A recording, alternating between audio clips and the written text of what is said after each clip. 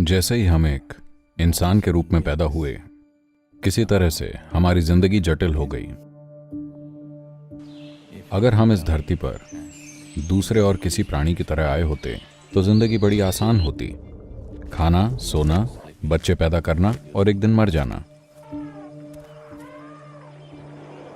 अब हमें भी ये सब चीजें करनी होती हैं, पर किसी तरह से आप अभी जहां हैं, अभी जिस भी स्थिति में हैं, वो पर्याप्त नहीं है ना? आप अभी जो हैं उससे थोड़ा ज़्यादा होना चाहते हैं। अगर आप सिर्फ पैसा जानते हैं तो शायद आप थोड़े और ज़्यादा पैसे का सोच रहे हों। अगर आप सिर्फ मज़ा करना जानते हैं तो थोड़ा और मज़ा, पावर, थोड़ा और पावर। हर कोई जैसा वो अभी है उससे थोड़ा ज़्यादा होना चाहता है। The process of desiring is continuously going on. इच्छा करने की ये प्रक्रिया लगातार चल रही है। चाहे आप काम पर जाएं, या आप बार में जाएं, या फिर आप मंदिर जाएं, चाहे आप शादी करें,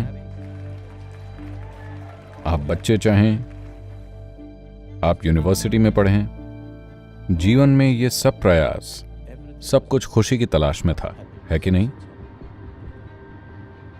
पिछले 100 सालों में विज्ञान और तकनीक के इस्तेमाल से हमने इस धरती का चेहरा ही बदल दिया है।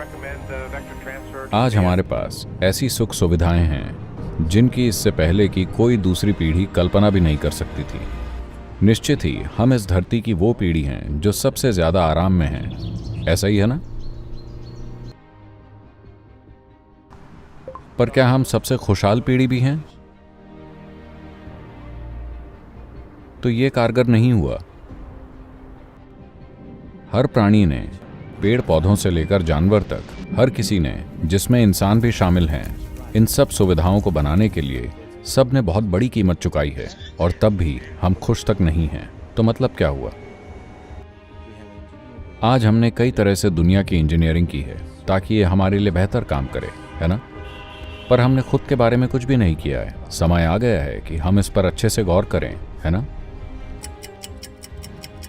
पिछले 24 घंटों में आपने आनंद के कितने पल गुजारे? जब आप 5 साल के थे, आप बच्चे थे, तब 24 घंटों में आपके आनंद के कितने पल होते थे? किसी तरह पूरा समीकरण ही उल्टा हो गया है। फर्क नहीं पड़ता आप कहाँ हैं, चाहे आप महल में हो या स्वर्ग में, पर अगर आपकी आंतरिक स्थिति अच्छी नहीं है तो उसके कोई मायने नहीं, है ना? ये मन परमानंद का स्रोत हो सकता था, पर ज्यादातर लोगों के लिए ये मन दुख का स्रोत बन गया है। तनाव, चिंता, डिप्रेशन। क्यों? बस इसलिए कि आपको इसे संभालना नहीं आता, है ना? See, there's only one problem with your life.